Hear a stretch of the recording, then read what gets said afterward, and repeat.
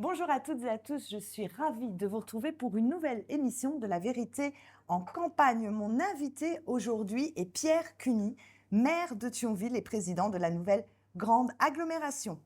Partant pour un nouveau mandat, Pierre Cuny va, sans langue de bois, balayer de nombreux sujets qui ont fait le quotidien de Thionville depuis 10 ans.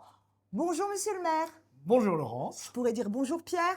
Bien sûr, bien entendu. Merci. Alors, 10 ans que vous avez pris la gouvernance de la plus importante ville transfrontalière de Moselle. Une arrivée marquée, on s'en souvient, par une actualité bien triste, avec le décès d'Anne Gromersch, élue maire quelques mois plus tôt. Situation particulière pour vous, compte tenu de l'attachement qui vous unissait à cette femme d'exception. On avait envie de le souligner aujourd'hui. Dossier à rebondissement sur la construction de la passerelle de l'Europe, bétonisation de la ville, attaques violentes dans les médias et sur les réseaux sociaux contre votre personne qui vous conduisent devant les tribunaux face à vos détracteurs. Autant de sujets qui ont pu fâcher et qui aujourd'hui ne font plus débat. On en reparlera quand même un tout petit peu plus tard. Mais avant d'entrer dans le vif du sujet, Pierre, je vous ai demandé de choisir un lieu pour cet entretien. Alors, où sommes-nous et pourquoi ce choix? Alors effectivement, donc déjà il fallait un lieu couvert parce qu'il fait plutôt très froid, C'est vrai. très gris. Et donc c'est un lieu qui est un lieu, c'est un café Mhm. où se passent beaucoup d'activités, notamment littéraires, culturelles, ici, qui a été créé par une association D'accord. et dans lequel d'ailleurs se réunissent assez régulièrement une association très connue à Thionville qui s'appelle Des mots et débats, qui est une association qui est présidée par Pascal Didier et qui organise des débats. C'est d'ailleurs une des associations qui organise Politeia, vous savez, ce grand festival des idées, Exact. qui a été créé il y a 4 ans maintenant, sous l'impulsion de mon adjoint à la culture, Jacques Yves-Gott, et qui s'interroge sur des problèmes de société. Ça a été la liberté, par exemple, Mhm. sur la première session, et donc il y a plein d'idées, et donc d'ailleurs, ce festival revient l'année prochaine. D'accord, donc un lieu auquel vous êtes attaché. Absolument. Alors, nous l'évoquions il y a quelques instants, vous avez été amené à vous installer aux commandes de la ville dans des circonstances tristes suite à la disparition de la maire sortante de l'époque.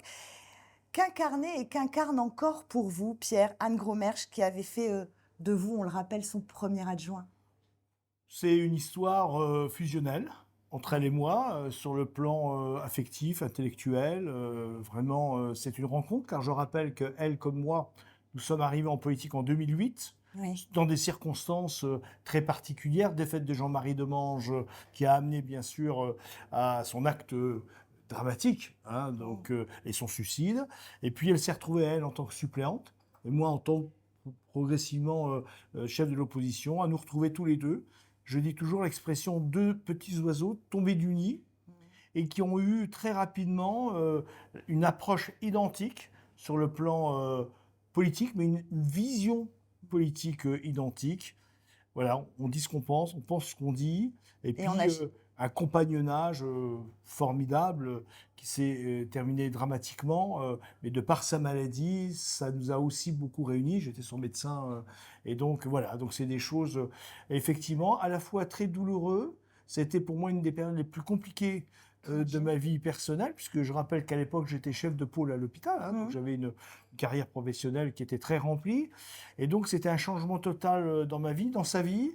Et puis, je crois qu'aujourd'hui, on est très fiers. On va entamer cette troisième mandature, toujours sous l'appellation de cette marque, j'ai envie de dire, qu'on a créée avec Anne, qui s'appelle Thionville au cœur, D'accord. et qui réunit des hommes et des femmes qui ont la même vision d'un territoire, cette volonté ambitieuse, innovante, et puis une volonté très humaniste d'être toujours très près des gens. Et je crois que c'est ce qui nous réunit. Et à travers notre action, je fais toujours un peu vivre Anne à nos côtés. Ça redonne un peu d'humanité dans tout ça et ça nous fait vraiment du bien.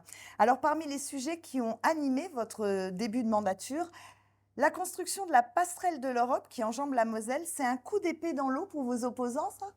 Oh, c'est pas un coup d'épée dans l'eau. Je crois que c'est une. Je crois qu'on a deux façons de faire la politique.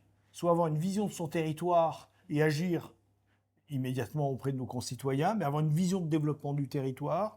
Moi, j'ai développé dès 2016 cette notion de Thionville 2030, une vision de ce que pouvait être Thionville en 2030. Oui. Et d'ailleurs, on a décliné ces 7 grands projets.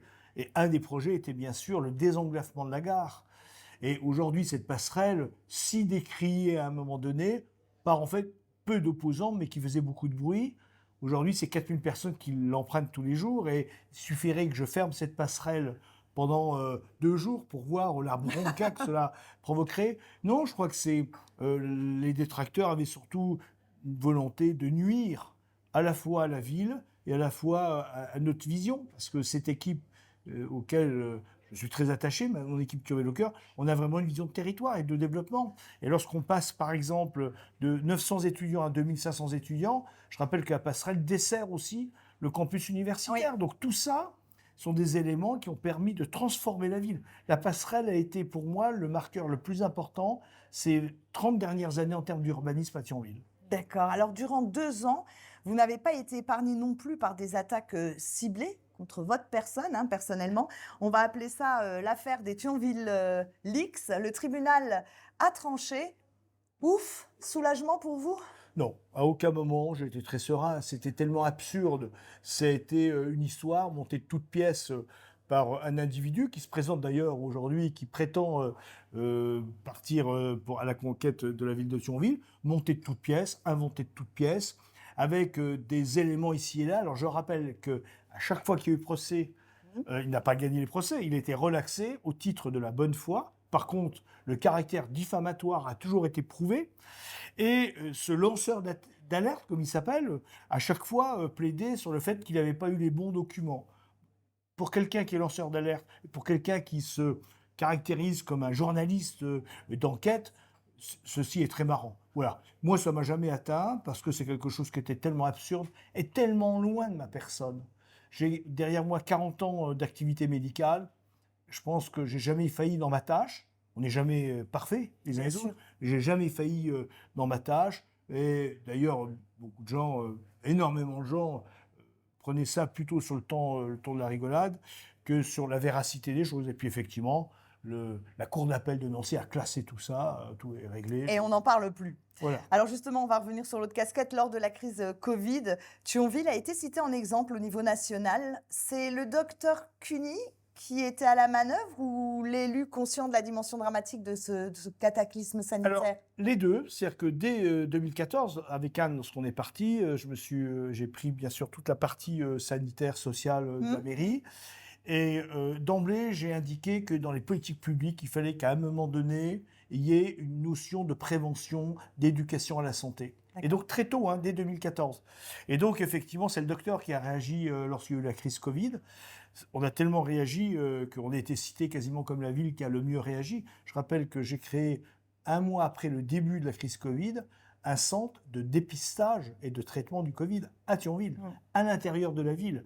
Quelque chose d'assez remarquable, qui a été d'ailleurs à l'époque remarqué par Édouard Philippe. Et c'est comme ça que je suis rentré d'ailleurs en résonance avec Édouard Philippe qui avait mené de main de maître cette crise Covid. Alors, on passe tout à fait à autre chose rapidement. On vous reproche souvent d'être le maire de la bétonisation de Thionville.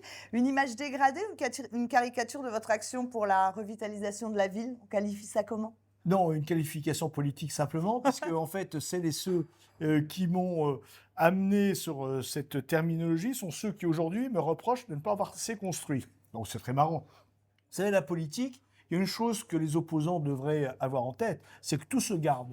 Et il y a des archives. Et aujourd'hui, Thionville, c'est 5000 demandes de logements sociaux, aujourd'hui non satisfaits. Thionville, c'est une perte d'habitants entre 2008 et 2014, une perte d'habitants. Et donc, lorsque je suis arrivé aux affaires, j'ai immédiatement mis en place ce qu'on appelle un plan prévisionnel démographique, où cette ville qui avait une capacité des atouts extraordinaires au cœur de l'Europe, devait pouvoir se développer. Et donc, nous avons fixé avec mes services à la fois le développement des équipements publics, le développement en fait de la démographie, et à travers un PLU qui, je le rappelle, avait été voté par mes opposants, qui était beaucoup plus permissif que celui que j'autorise aujourd'hui. Et donc là où le PLU actuel permettrait d'avoir 500 logements, j'en autorise 150 ou 200. Par contre, on a une volonté inébranlable de développer cette ville et on est donc sur un rythme parfaitement respecté de 400 habitants nouveaux par an à Thionville. Et donc vous regardez, on a aujourd'hui gagné 3000 habitants quasiment en 5 ans et avec un objectif que j'ai fixé mais de façon pour avoir un but. En 2035, d'être aux alentours des 50 000 habitants, et on y sera, puisqu'on a bien ce rythme de 4 à 500 habitants par an. Il nous reste encore 10 ans, 5 000 habitants de plus. Le calcul est fait. Alors, en contrepoint, qu'est-ce que vous avez fait pour le verdissement de la ville? Quelles ont été les actions? Allez, quelques-unes. Alors, majeur. Bien sûr, on a transformé des parkings en promenade, en parc. On a déjà revégétalisé 8 cours d'école. On a isolé tous nos bâtiments publics, dont la mairie, vous l'avez vu il y a quelques instants, qui a été refaite complètement. On a un travail très très fort aujourd'hui en termes de préemption à l'intérieur des habitations dans le cœur de ville pour y remettre des squares, puisqu'on sait très bien qu'au-delà de la végétalisation, quel est le but? C'est de rafraîchir l'atmosphère dans des très fortes températures. Et donc, il y a vraiment un plan majeur qui est fait maintenant depuis 7 ans, nous avons lancé. Puis sans oublier, bien sûr, le développement des modes d'eau, dont la passerelle. On oublie que la passerelle, c'est enjamber la Moselle en vélo ou à pied. C'est vrai. Alors, le positionnement transfrontalier de Thionville vous a incité à consolider les fondements même de l'agglomération en fusionnant Porte de France et Val de Fensch. C'est une conquête de territoire hégémonique ou c'est une nécessité démographique, ça?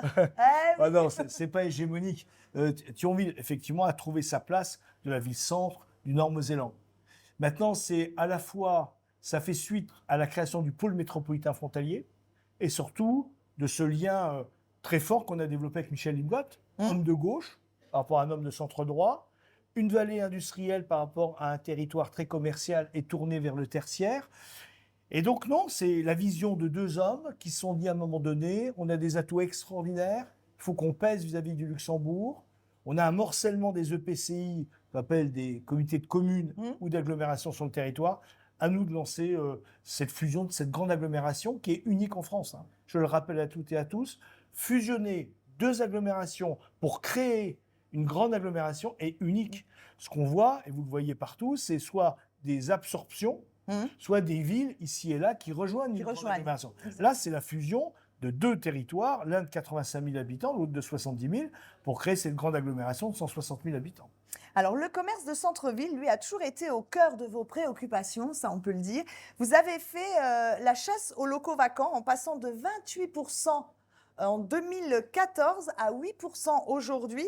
C'est quoi votre recette? Je pense que alors ça aussi, très bien. Vous savez, je le disais il y a quelques jours dans mes vœux, lorsqu'on veut transformer une ville, vous ne jouez pas sur un curseur et puis vous attendez qu'il soit terminé pour agir sur un autre curseur. C'est tous les curseurs en même temps. Et donc, c'est un alignement des planètes, de la volonté que j'avais à la fois de réhabiter le centre-ville, de redonner une attractivité commerciale complémentaire aux grandes zones commerciales et de changer l'urbanisme au centre-ville.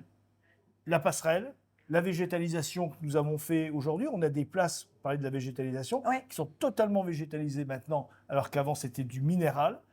On a réhabité plus de 600 logements à l'intérieur du cœur de ville. Et on va avoir autour du cœur de ville plus de 1600 logements qui se créent autour du cœur de ville. Et puis, bien sûr, avoir une attractivité commerciale, éviter de retrouver dans les centres commerciaux les mêmes commerces que nous avons au centre-ville. Et vous le savez, aujourd'hui, on a une offre commerciale très qualitative à Thionville. Alors, si vous deviez retenir deux actions, Pierre, significatives ou symboliques de votre mandat qui s'achève, ça serait lesquelles? Deux, tout simplement. Deux, je pense que... La vision que nous avons eue avec Thionville 2030, la création de ces 7 grands projets qui structurent aujourd'hui l'offre politique et l'offre d'action au niveau notamment de mes fonctionnaires. Tout le monde sait très bien où est-ce qu'on va. Et comme je vous le disais, c'est d'avancer tous en même temps. Et puis la deuxième peut-être, alors la deuxième où il y a plusieurs choses, la mobilité, où on a résolu quand même ce problème qu'on avait de mobilité. Les transports en commun à Thionville étaient très, très compliqués. Et le développement universitaire. On est passé de 900 étudiants à 2600 étudiants en 7 ans. C'est quelque chose d'absolument admirable. Admirable. Alors Pierre Cuny, on va maintenant passer au trombinoscope. Et je vais vous citer le nom d'un certain nombre de personnalités. Ça, je n'ai pas regardé alors, ça, oui. Et en un mot ou en une phrase hyper courte, hyper courte, je vais vous demander d'apporter un commentaire sur les choix que je vais vous proposer. Il faut que ça aille assez vite, vous voyez, que ça soit vraiment dans côté naturel. D'accord. Est-ce que vous êtes prêt là, monsieur le maire? C'est bon, on peut y aller? Allez, Robert Schuman. L'homme de Thionville, puisqu'il était député de Thionville, l'Européen convaincu et l'humanisme. Simone Veil. C'est celle qui m'a inspiré, qui a inspiré mon action politique. Je ne dis pas que je suis devenu maire par Simone Veil, mais j'ai toujours été très, très admiratif. La famille Cuny a toujours été très impliquée dans ce qui s'est passé pendant la guerre, parce que je vous disais que mon grand-père a bien été Oui. déporté pour des faits de résistance. Oui. C'est une icône. Une icône, oui. Xavier Bettel, Un ami avec le côté à la fois fleurantin, mais le côté aussi très efficace, très pragmatique. À la fois Xavier a ce côté très détendu, parfois très rigolard, et à la fois une efficacité redoutable. on est d'accord. Édouard Philippe, Un mentor, bon mentor. d'accord. Alors, on va revenir un petit peu au plan régional. Ce sera Georges Ditch. Alors, le prédécesseur, je ne l'ai pas bien connu. Je pense que c'est quelqu'un qui était, alors déjà politiquement, vraiment, je suis dans sa lignée, parce que lui était démocratie chrétienne, hein, il était Oui. plutôt centre-droit, avec ce côté chrétien. Quelqu'un qui a transformé la ville et qui a eu un impact important sur le développement de la ville. Jean-Marie Pelt. Ah, Jean-Marie Pelt, que je connais, que j'ai bien connu. Hein. Jean-Marie Pelt, pareil, quelqu'un qui est un pionnier de l'économie urbaine, l'écologie urbaine, et qui a énormément imprégné la ville de Metz. On est d'accord. Paul Souffrin. Alors, j'ai rendu hommage à Paul Souffrin, puisque maire communiste à Thionville, humaniste parmi les humanistes, quelqu'un qui était très humaniste, un homme très, très cultivé, très littéraire, et qui est arrivé à un moment donné où, autant son bilan politique, je ne vais pas le commenter, autant il est arrivé à un moment difficile, puisque c'était les restructurations sidérurgiques, et qui a impulsé une façon de vivre à Thionville. Franck Leroy. Franck Leroy, très, voilà, il me ressemble beaucoup. On a une façon d'aborder les choses très pragmatique, très humaine, avec la recherche toujours d'un consensus. Je pense que ça fait un bon président de la région Grand Est. Patrick Weiten. Patrick Vector, ça je connais encore mieux, je connais très bien. En un mot, c'est difficile de résumer Patrick, mais je dirais l'ambassadeur de la Moselle. Bertrand Mertz. Joker. Vous avez le droit, monsieur le maire. Allez, Clémence Pouget. Clémence Pouget, la mère de Yus avec lequel Exactement. on a créé un lien très, très, très fort. Un peu le papa et pas sa fille, mais elle est arrivée toute jeune comme mère. J'avais déjà une certaine expérience. Je l'ai accueillie en tant que président du conseil, conseil communautaire. Elle a réussi un tour de force, Clémence. C'est que jusqu'à maintenant, il y avait toujours Thionville et Yus qui, à la fois, s'aimaient et se repoussaient quelque part. Et elle a réussi à vraiment créer un axe très fort avec Thionville. On est vraiment un bloc soudé. Alors, je vous fais une petite confidence, elle parle de complémentarité. Voilà. Donc, on fait vraiment un bloc soudé, je veux dire, Thionville-Yus, qui fait qu'on a un avenir, et elle a un avenir très intéressant sur le territoire, puisqu'elle peut s'appuyer sur la ville de Thionville comme je peux m'appuyer sur la ville de Yus. Alors, pour conclure, monsieur le maire, mon cher Pierre. Oui, ma chère Laurent. Il ne vous reste plus qu'à nous dévoiler, à nous dévoiler un mot qui incarne un peu vos valeurs, vos aspirations. Un mot qui a du sens pour vous dans la vie. Humanisme. L'humanisme. Pour moi, c'est quelque chose qui a toujours guidé à la fois ma carrière médicale, mais comment peut-on être médecin sans être humaniste, et ma vie politique. Et c'est ce qui peut-être est un peu totalement atypique aujourd'hui dans ma façon de faire de la politique, c'est que je réunis autour de moi, dans Thionville au cœur, tous des gens qui ont cette même vision. Et quand vous regardez ce que nous avons fait avec Michel Lipgott, il faut un sacré degré d'humanisme. Il faut avoir vraiment aimé l'autre pour arriver à fusionner deux agglomérations qui étaient quelque part aux antipodes, même si géographiquement elles étaient collées l'une à l'autre. Pierre, merci pour ce moment. Laurence, merci beaucoup. Que vous m'avez accordé. C'est un plaisir. C'est un plaisir partagé. Je vous souhaite bien évidemment bonne chance. Voilà, merci. Comme ça. Merci. Et puis moi, je vous dis à la semaine prochaine avec un nouvel invité. Et d'ici là, prenez bien soin de vous. Merci. Merci, au revoir.